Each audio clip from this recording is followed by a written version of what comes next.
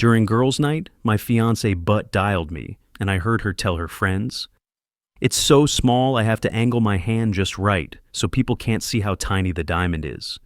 I texted her friend to put me on speaker. Let me tell you something about overconfidence. It makes people sloppy. And when Julia got sloppy during what she thought was a private conversation, she handed me everything I needed to dismantle her life piece by piece. I'm Damien, 32, pulling down $85,000 as a senior project manager for a mid-sized construction company. Not Silicon Valley money, but solid enough that I own a decent 2-bedroom condo and never check my bank account before making purchases. Been grinding at this company for 7 years, working my way up from site supervisor making $38,000, busting my ass in 100-degree heat while college kids with trust funds got fast-tracked into office positions. The ring Julia was trashing cost me $12,000, not $1,200, not the $1,500 her friend Hazel guessed, while they all laughed at my expense. $12,000 in cash that I earned through 4 months of overtime, working 60-hour weeks and eating peanut butter sandwiches for lunch every single day. But Julia didn't know I was listening. She thought she was safe in her little echo chamber, free to mock the man who'd been planning to spend his life with her. That was her first mistake. See, Julia and I met 3 years ago at this rooftop bar downtown. I was celebrating my promotion with my crew from work, feeling good about finally breaking into management. She was there with her girlfriends, all social media coordinators and lifestyle bloggers, the kind of women who document their brunch orders like they're breaking news. Julia was beautiful, I'll give her that. Long dark hair, killer smile, and this laugh that made you want to be the guy causing it. When she approached me that night, I thought I'd hit the jackpot. Smart, successful, independent. Everything I thought I wanted in a partner. The first year was perfect. She'd come to my job site sometimes, bringing coffee for me and the crew. My guys loved her, kept asking when I was going to lock it down. She seemed genuinely interested in my work, asking about projects, timelines, the business side of construction. I thought she was impressed by what I'd built. Looking back, she was doing market research. The red flags started small. Casual comments about other couples, how her friend Hazel's boyfriend surprised her with jewelry just because it was Tuesday, how her coworker's guy took her to that new restaurant with the tasting menu, never demanding I do the same, just making sure I knew what the competition was doing. Then came the money conversations.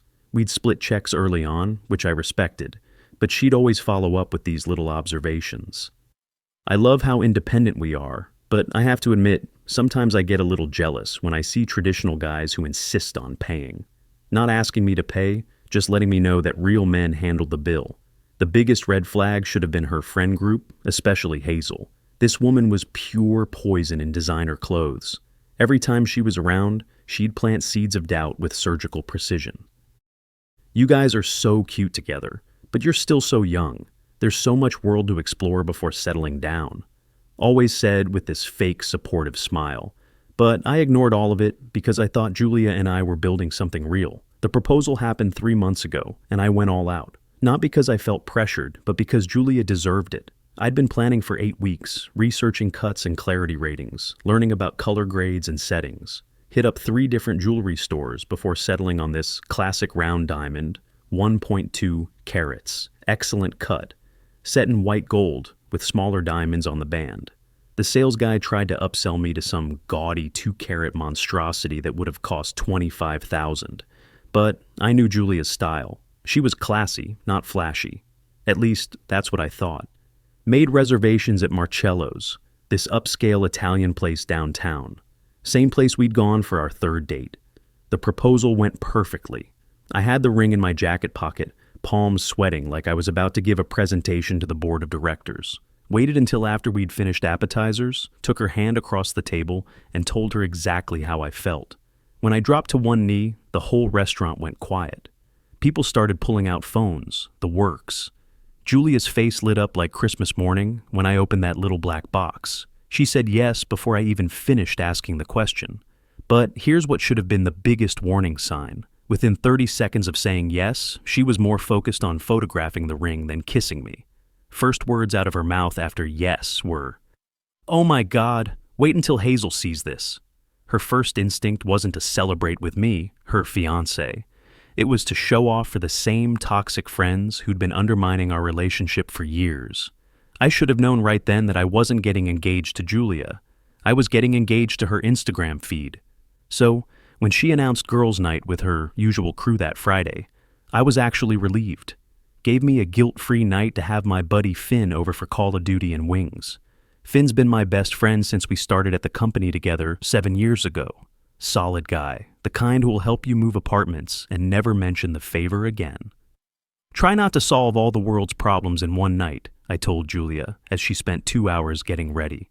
She laughed, kissed my cheek, and headed out to meet her poison committee. Finn showed up around 8 with a 12-pack and his Xbox controller. We were deep into some Warzone match when my phone started buzzing around 10:30. Julia's contact photo lighting up the screen. "Hold up, let me see what she needs," I told Finn, pausing the game. I answered expecting to hear bar noise and Julia asking for an Uber pickup. Instead, I got muffled sounds like the phone was buried in her purse, background chatter, clinking glasses. I was about to hang up when I heard her voice, crystal clear.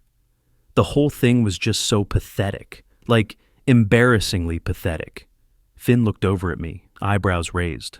Something in my gut told me this wasn't about work drama or some random restaurant complaint. I put the phone on speaker and gestured for Finn to stay quiet. He took me to Marcello's, the same place we went for our third date. Zero creativity, zero effort, just recycled romance because he's too cheap and unimaginative to try harder. My blood turned to ice water. She was talking about our engagement dinner, about me. Julia's voice got higher, more animated, the way it did when she was performing for an audience. "Girls, I'm not even kidding. It's so small I have to angle my hand just right in photos so people can't see how tiny the diamond is. I had to fake excitement because the whole restaurant was watching, but oh my God, I've seen bigger stones at the mall kiosk." Finn's jaw dropped. He mouthed, "What the fuck?" while I sat there feeling like I'd been punched in the throat. Hazel's voice came through the speaker, dripping with fake sympathy. "Seriously, how much could he have possibly spent? Like $1,000? Maybe 1,500 if he really went crazy. You know, Damien, he's the type who checks Groupon before booking dinner reservations. $1,500. The ring cost me 4 months of overtime pay, living on ramen noodles and gas station coffee, working weekends while my body screamed for rest. But to them, I was a bargain-hunting cheapskate who couldn't afford to treat his woman properly. Compare that to Jensen from my office," Julia continued, her voice taking on this dreamy quality. "This guy shows me pictures of the jewelry he's looking at for investments. We're talking real stones, 5-figure minimum. That's what a successful man does when he knows what he wants." My hands were shaking.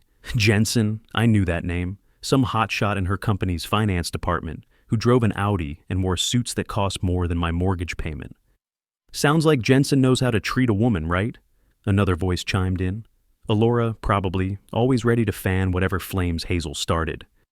"Oh, he does. When we go out for lunch, money is no object. Last week he took me to that place downtown where dinner runs $400 for 2 people. Didn't even blink at the bill. When we go out, present tense. Like it was a regular thing. Finn was recording now, holding up his phone to capture everything. Smart move, because what came next was going to need documentation. "Jensen's been asking me out for months," Julia said, her voice dropping to what she probably thought was a sultry whisper.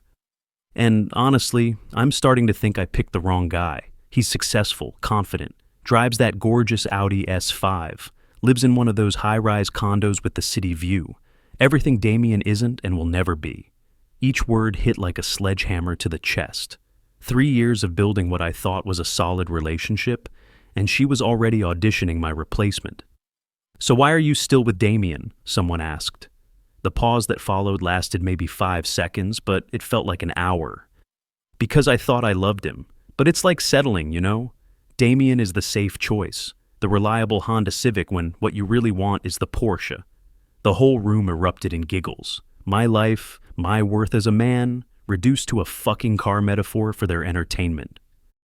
Damien comes home at 5:30 every day, watches Netflix until bedtime, and thinks Olive Garden is fine dining. No ambition, no excitement, no growth.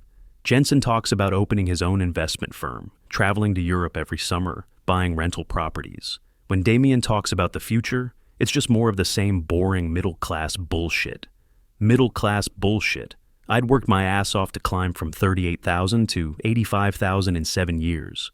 Built a career from nothing, earned the respect of my peers and subordinates, created financial stability that most people my age could only dream about. But to Julia, I was boring middle-class bullshit. Have you and Jensen? Hazel let the question hang in the air like bait. Nothing physical yet, but God, the chemistry is unreal. When we're together for these work lunches, it's electric. He looks at me like I'm the most fascinating woman alive. Work lunches.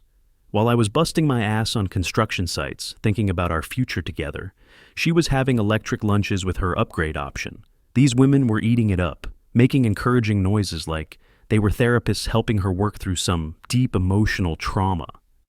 Damien's decent in bed, but he's so predictable. Jensen has this confidence about him. You just know he'd take complete control. Finn was staring at me like I'd been shot.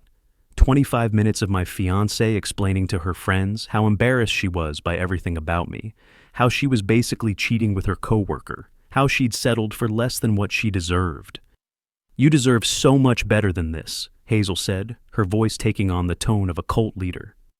You're 28. You're gorgeous. You work for a trendy company. Men like Jensen are out there waiting for you. I'd heard enough, more than enough. But instead of exploding, instead of letting emotion drive my next move, I did what 7 years of project management had trained me to do. I analyzed the situation strategically. Julia had just given me everything I needed to destroy her life. But more importantly, she'd shown me exactly who she really was when she thought nobody was watching. The woman I'd been planning to marry was a calculating, disloyal social climber who viewed me as a placeholder until something better came along.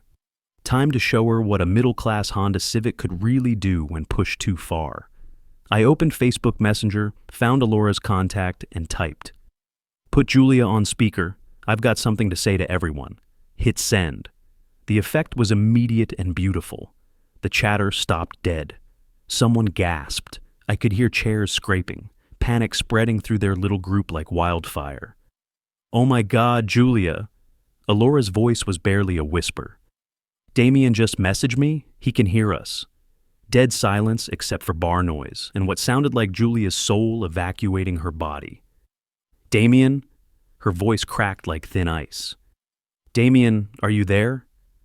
I let the silence stretch for a full 30 seconds. Let her imagination run wild about how completely fucked she was. Finally I spoke, my voice calm and controlled. Yeah, Julia. Been listening for the last 25 minutes. Really educational conversation you ladies were having. Baby, I can explain. No need to explain shit. You were crystal clear. Thanks for the honesty. Really saves us both some time. Baby, I was tipsy. I didn't mean... Funny how fast she pulled that card. Oh, you meant every damn word. And Jensen, tell him good luck dealing with your toxic friends and your constant need for validation. He's going to fucking need it. Finn was grinning like Christmas morning, pumping his fists silently. Oh, and Julia, that embarrassingly small ring you've been lying about? It cost $12,000, not $1,500. But don't worry, you won't have to be embarrassed by my cheap taste much longer. And I hung up. My phone exploded immediately. Calls, texts, Julia, Alora, Hazel, numbers. I didn't recognize, all variations of panic and desperate damage control. But I was done reacting. Time to start acting. Finn, I said, turning off my phone and cracking open another beer. Send me that recording file. I've got some calls to make tomorrow. Saturday morning, I woke up with the kind of clarity you only get when someone shows you exactly who they are. No more wondering if Julia really loved me. No more second-guessing my worth. She'd laid it all out in high definition. And now I knew exactly what I was dealing with. First stop. The bank. I walked into my branch at 9 a.m. sharp and requested to close our joint wedding account. Julia had contributed maybe $2,000 to the $14,000 we'd saved up. Most of it was my money anyway, deposited systematically every month as part of my wedding savings plan. Is there a problem with the account, Mr. Torres? The teller asked, looking confused but professional. No problem, just a change in circumstances. The transfer took 15 minutes. $14,000 moved from joint savings back to my personal checking account where it belonged. Next stop. Friedman's Jewelry, where I'd bought the ring. I walked in with my receipt and the return policy I'd photographed with my phone 3 months ago. The sales guy, same dude who'd helped me pick it out, looked genuinely sad when he saw me approaching with the little black box. Things didn't work out, huh? Actually, they worked out exactly how they were supposed to. $12,000 return, processed in 15 minutes. No questions, no drama, just money back in my account where it belonged. The sales guy even shook my hand and said, "Better to find out now than after the wedding, brother." Then came the fun part. I started making the calls that would burn Julia's carefully planned future to the ground. Wedding venue? Yeah, I need to cancel the reservation for Blake Torres, September 15th.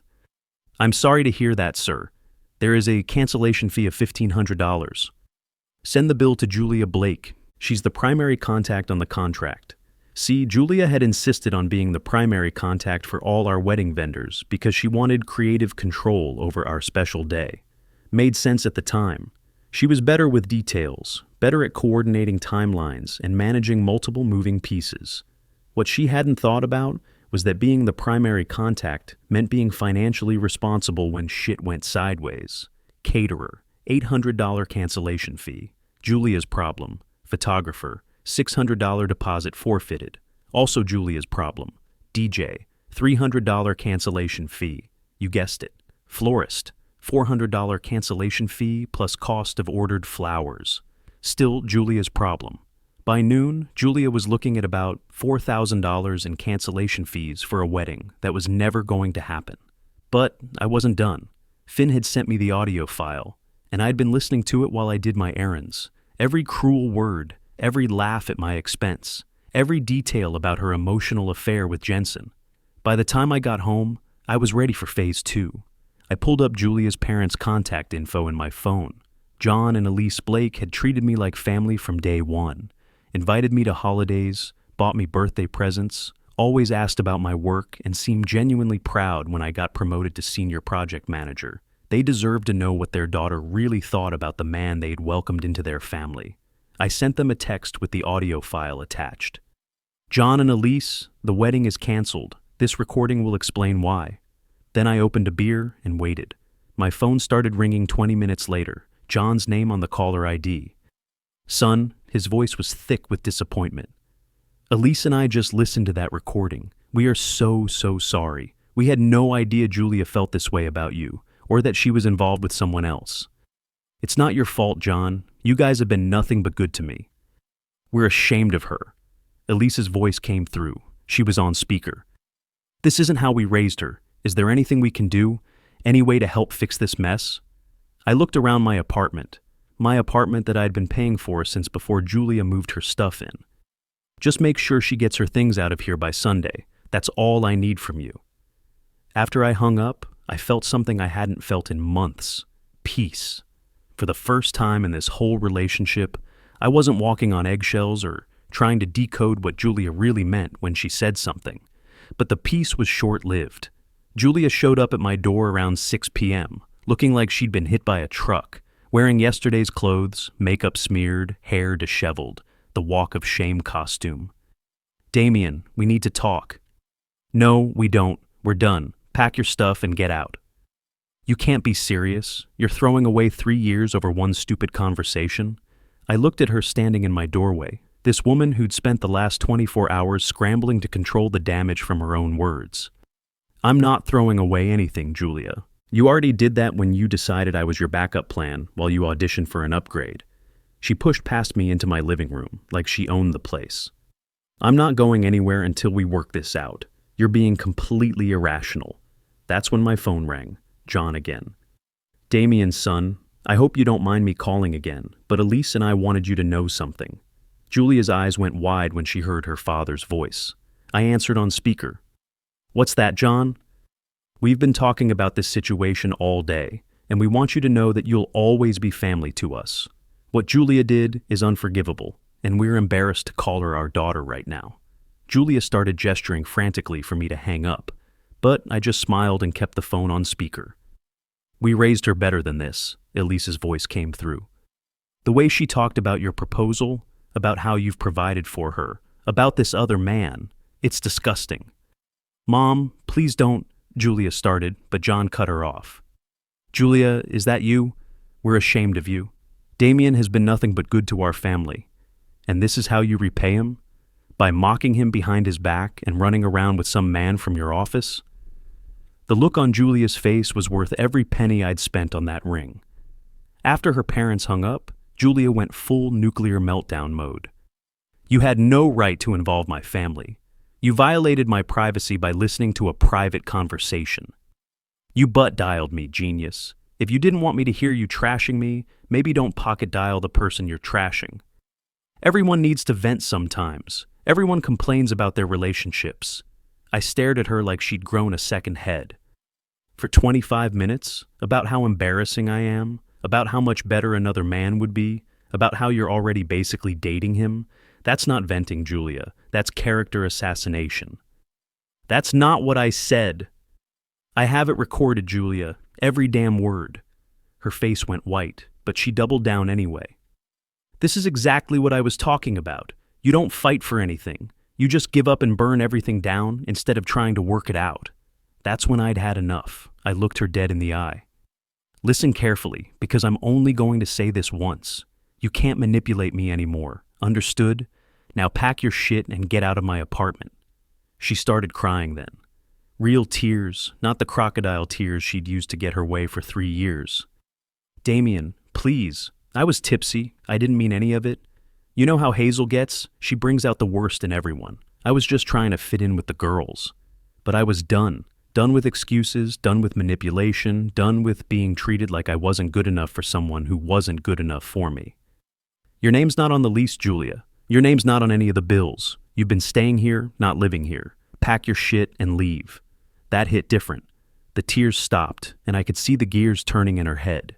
She was realizing just how little claim she actually had to anything in my life. Around 8 p.m., there was aggressive pounding on my door. I looked through the peephole and saw Julia's entire crew, Hazel, Alora, and 2 other girls I barely recognized. This should be interesting. Damien, you need to calm down and think rationally about this, Hazel said, pushing her way past me like she was conducting a hostage negotiation. These were the same women who'd spent Friday night trashing me for their entertainment. Julia made a mistake, but she loves you, Alora added. Don't throw away a good relationship over one bad night. I looked around at these women in my living room, telling me how to handle my relationship. Let me get this straight. You all spent Friday night trashing me, laughing about how cheap and boring I am, and now you're here to convince me to stay with someone who's embarrassed to be engaged to me? We were just having girl talk, Hazel started. Cut the bullshit.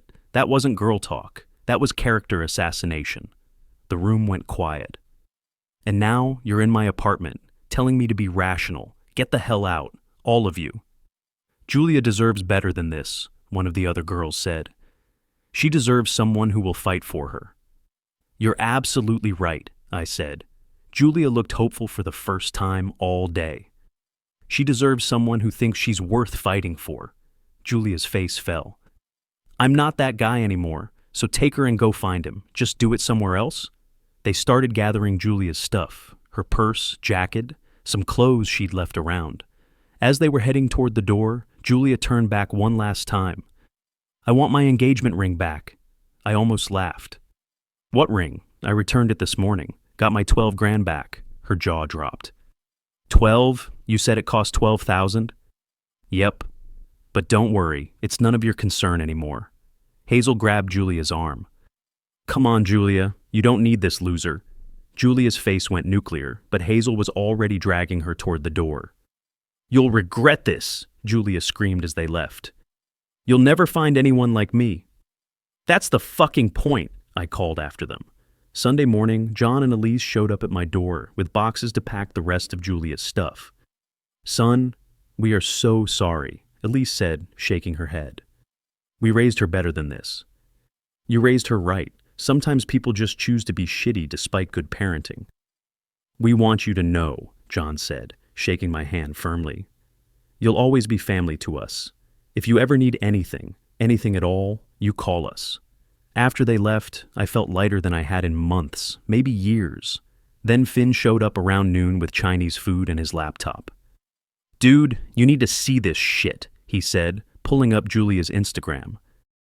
She's gone full psycho. Julia had posted some cryptic bullshit about learning who your real friends are and fake people showing their true colors. Her comment section was full of her girlfriends talking about toxic masculinity and men who can't handle strong women. "Screenshot all of this," I told Finn. Over the next few days, Julia's social media became a masterclass in playing the victim. Vague posts about manipulation and emotional abuse, about men who punish women for being honest about their feelings. Hazel was leading the charge in the comments, talking about how I was controlling and couldn't handle Julia's success. None of it was true, but it didn't matter. They were building a narrative where I was the villain and Julia was the victim. But the real satisfaction came 2 weeks later when I got a text from Alora. She was the only one from Julia's crew who seemed to have a functioning conscience. "Damien, I need to tell you something about Jensen and Julia. She wasn't telling the truth about their relationship. We met at a coffee shop near her work, and she looked genuinely uncomfortable. Jensen never showed Julia pictures of expensive jewelry. He never took her to expensive restaurants. He's been actively avoiding her for months." "What do you mean?" "She's the one chasing him. He has a serious girlfriend. They've been together for 2 years. Julia knew this, but she kept showing up at his office, finding excuses to work late when he was there, even following him to the gym. The desperation was real. Julia had lost her safety net, me, and was doubling down on a fantasy relationship with a guy who wanted nothing to do with her. After everything blew up with you guys, she got worse, started calling him constantly, showing up at his apartment building, even contacted his girlfriend on Instagram to warn her about what kind of man Jensen really was. Alora pulled out her phone and showed me screenshots of Julia's messages to Jensen's girlfriend. Unhinged stuff about how Jensen was leading Julia on and how his girlfriend deserved to know the truth. Jensen's about to file for a restraining order if she doesn't back off. HR had to get involved because her behavior was making him uncomfortable at work. Perfect. Julia had gone from "I can do better than Damien" to unemployed stalker in less than a month. 6 months later, I'm living my absolute best life. That $12,000 I got back from the ring, used it as a down payment on a 2020 Corvette Stingray. Low miles, absolutely perfect condition. Every time I drive it, I think about Julia calling me a Honda Civic and laugh my ass off. Finn and I expanded our poker game into a full social circle. 8 regular guys, rotating weekly games, occasional golf outings, fantasy football league, real friendships built on mutual respect instead of social media performance. I've been dating too. Nothing serious yet, but it's incredible how much easier dating is when you're not trying to live up to someone else's impossible standards. Last week, I got a text from an unknown number.